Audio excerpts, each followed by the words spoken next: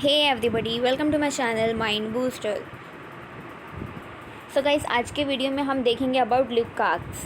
So guys, मैंने इस chapter के ऊपर पहले ही वीडियो बनाया है, लेकिन जो लुकाक्स के ऊपर जो वीडियो था उसमें जो है वॉइस ऑडिबल नहीं है, इसीलिए मैं ये वीडियो रिपीटेड बना रही हूँ.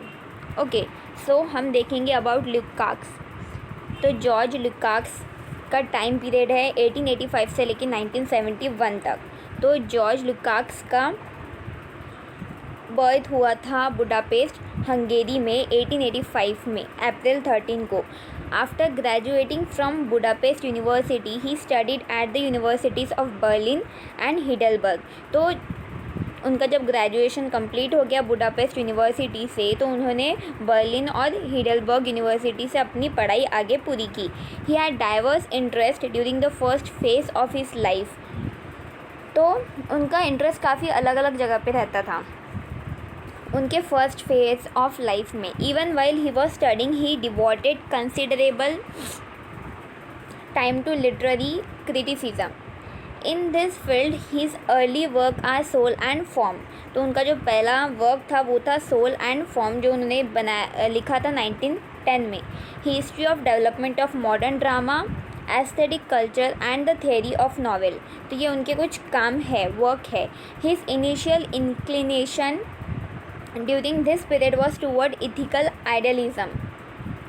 Plato and Hegel seems to have considerably influenced him in this respect. तो उन्हें किसने इन्फ्लुएंस किया था? उन्हें इन्फ्लुएंस किया था प्लेटो एंड हेगेल ने. Gradually he was attracted by Marxian philosophy and within a couple of years he got intensely involved in the communist movement of his country. तो मार्क्सियन फ़िलोसॉफ़ी की तरफ काफ़ी उनका इन्वॉल्वमेंट स्टार्ट हुआ और वो उन्होंने खुद को इन्वॉल्व किया उनके कंट्री के कम्युनिस्ट मूवमेंट में. He joined the communist party of Hungary and became the education minister in 1919. तो उन्होंने ज्वाइन किया कम्युनिस्ट पार्टी ऑफ हंगेरी और वो एजुकेशन मिनिस्टर भी बने 1919 में. In the short life communist government after the fall of communist regime he was try to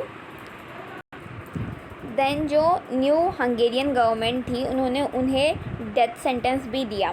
he fled from Hungary and spend nearly 20 years in Austria, Germany and the Soviet Union. फिर वो वहाँ से भाग गए और उन्होंने अपने 20 years Austria, Germany और सोवियत यूनियन में स्पेंड किए. It was during his stay in Austria that he wrote his most seminal work, History and Class Consciousness.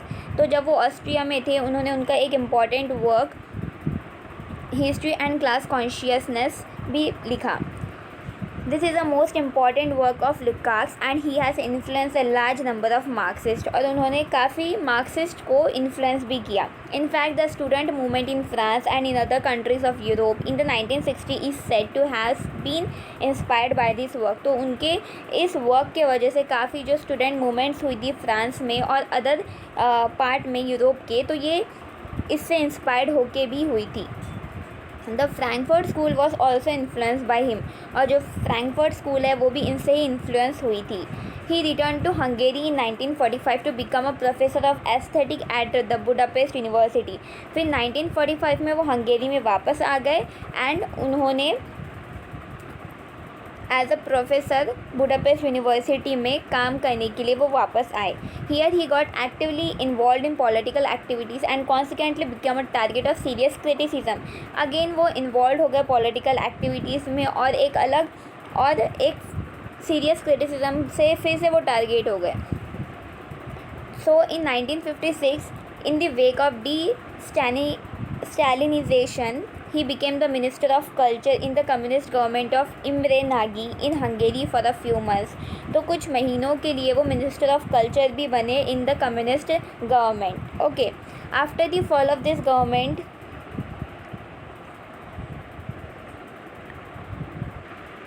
he was deported to Romania, but he returned in 1957. Thereafter, till his death in 1971, Lai was engage in writing philosophical and literary work.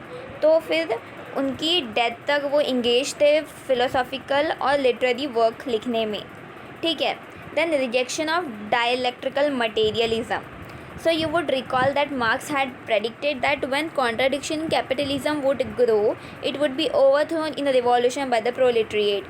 तो जैसे कि आपको पता है Marxian या marks कहते थे कि जब कैपिटलिज्म बढ़ जाएंगी तो जो प्रोलेटरिएट है वो रिवॉल्यूशन लाएंगी और ये जो कैपिटलिस्ट है इन्हें सबको फेंक देंगे उठा के. However, it was noticed during the 20th century that this prediction of Marx did not come true and capitalism continued to grow despite its periodic crises. लेकिन जो मार्क्स ने प्रेडिक्शन किया था वो आज तक कभी पूरा नहीं हुआ है. कैपिटलिज्म को किसी ने, प्रोलेटरिएट ने कुछ भी नहीं किया. कैपिटलिज्म अगेन ग्रो हो ही रही है. It was a problem for all post Marxists to explain as to why capitalism was not coming to an end. और ये काफ़ी कॉम्प्लिकेटेड इशू हो गया जो पोस्ट मार्क्सिस्ट थे उनके लिए कि ये बताना कि कैपिटलिज्म का एंड क्यों नहीं हो रहा है. So in the previous lesson we discuss that Lenin explanation was that capitalism was still surviving because it had reach its highest stage of imperialism. So हमने लेनिन के बारे में पढ़ा था. तो लेनिन ने क्या बताया कि कैपिटलिज्म का एंड इसलिए नहीं हो रहा है क्योंकि वो उसकी हाईएस्ट स्टेज पे पहुंच गई है. और जब कोई चीज़ उसकी हाईएस्ट स्टेज पे पहुंचती है तो उसको काफ़ी मुश्किल होता है या फिर नामुमकिन होता है उसे नीचे खींचना. तो कैपिटलिज्म उसकी हाईएस्ट स्टेज पे दैट इज़ इम्पेरियलिज्म पे पहुंची है, ऐसा लेनिन का मानना है. Lukács, Gramsci and the Frankfurt School offered other answer to explain this phenomena. लेकिन लुकाक्स ने, ग्राम्स्की ने और फ्रैंकफर्ट स्कूल ने कुछ अलग फिनोमिना यूज़ किया ताकि वो इसका आंसर दे सके. Lukács argued that for the overthrow of capitalism, the mere existence of the proletariat class was not enough as Marx had argued. तो लुकाक्स ने ये कहा कि कैपिटलिज्म को रोकने के लिए सिर्फ प्रोलेटरिएट क्लास का ही इनफ नहीं है. This प्रोलेटरिएट must also acquire revolutionary consciousness, और उन्हें रिवॉल्यूशनरी कॉन्शियसनेस को भी एक्वायर करना पड़ेगा. He was critical of the view that Marxism was like physical science.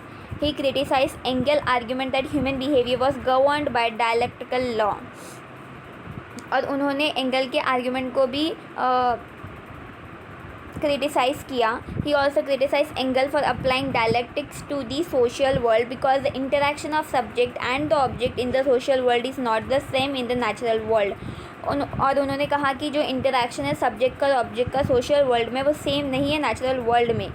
He went on to say that thoughts does not merely mirror और reflect the physical world sense mental activity. और उन्होंने ये भी कहा कि जो थॉट्स होते हैं वो मेरली मिरर नहीं करते हैं, रिफ्लेक्ट नहीं करते फिजिकल वर्ल्ड को, क्योंकि जो थॉट्स होते हैं वो हमारे माइंड में चलते हैं और उन्हें काफ़ी डिफ़िकल्ट होता है कि हम उन्हें रियल वर्ल्ड में अप्लाई कर सकें या फिर उन्हें बता सकें. क्योंकि थॉट्स है जो हमारी थॉट प्रोसेस होती है वो काफ़ी वास्ट हो सकती है. हम कुछ भी सोच सकते हैं. हम ये सोचेंगे कि हम मून पे जाके रहेंगे, लेकिन क्या वो एप्लीकेबल है? क्या हम मून पे जाके रह सकते हैं? नहीं. तो ये वो कह रहे थे. He went on to say that thoughts does not merely mirror or reflect the physical world. Okay. He rejected the Marxian theory of dialectical materialism. और उन्होंने जो मार्क्सियन थेरी थी डायलेक्ट्रिकल मटेरियलिज्म उसे भी रिजेक्ट कर दिया. Likewise, Gramsci questioned the very Marxian view that the economic base determines the ideological political superstructure. He tried to explain how one class maintained its hold on the other. He argued that the rule of one class over the other does not depend merely on the economic and physical power. It depends on the ability of the ruling class to impose its social, cultural and moral values on the ruled.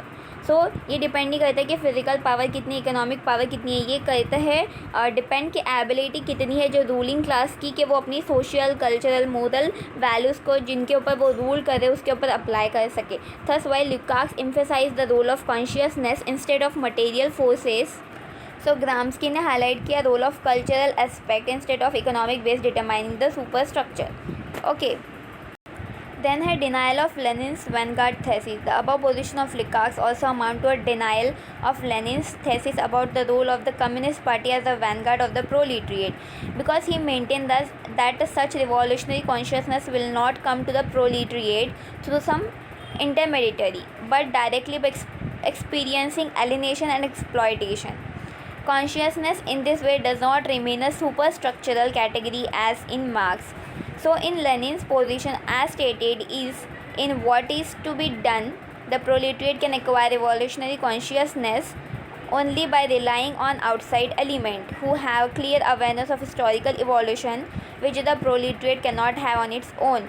तो जो Lenin का की thesis थी that is proletariat is not enough, उन्हें जो consciousness revolutionary consciousness है उन्हें भी एक्वायर करना पड़ेगा, और जो कैपिटलिज्म है वो उसके लास्ट स्टेज पे हाईएस्ट स्टेज पे पहुंच गई है। सो ये जो इनकी सारी थेसिस थी लुकाक्स ने इसे अपोज किया है। Okay, then relation of subject and object. So in classical materialism, consciousness is considered a mere reflection of reality, and the only valid category is totality, which can be grasped by the dialectical method alone. Lukács call it the reflective or copy theory of knowledge, which apprehend a false objectivity. So Lukács ने इसे क्या कहा है, इसे reflective कहा है और copy theory कहा है। This is a very complex argument of Lukács. He is saying that to stop at the reality of a mere object is to grasp only at the appearance of thing. According to him, the revolutionary praxis of the proletariat enable it to have a new and higher form of consciousness. When the proletariat begins to see that in capitalism it has become a mere commodity or a mere object, increases to be a mere commodity and a mere object, it becomes a subject. Thus comprehension of this reality enable it to change this reality. So subject में और object में एक relation है, that is Lukács further argued that object and subject are not related to each other as base and superstructure. तो Lukács ने कहा कि जो subject है और जो object है वो एक दूसरे से रिलेटेड नहीं है, क्योंकि एक बेस है तो एक सुपर स्ट्रक्चर है, बट को exist in a single dielectric, लेकिन एक ही डायलैक्ट्रिक में वो को एग्जिस्ट करता है। In other words, while Marx had argued that it is a material condition of society which change history, according to Lukács, consciousness is not a simple reflection of the process of history, but it truly is an agent by which history may be transformed. While consciousness is a product of material condition, it is also the driving force by which material condition may be changed. तो consciousness से material condition है वो change हो सकती है. While the orthodox Marxian position stated that the proletariat condition of existence determined their consciousness. So guys, simply object मतलब होता है being और subject मतलब होता है consciousness. तो ये दोनों का relation as according to Lukács, इनका relation नहीं है, एक base है तो एक super structure है, लेकिन वो एक को एग्जिस्ट होते हैं एक सिंगल डायलैक्ट्रिक में.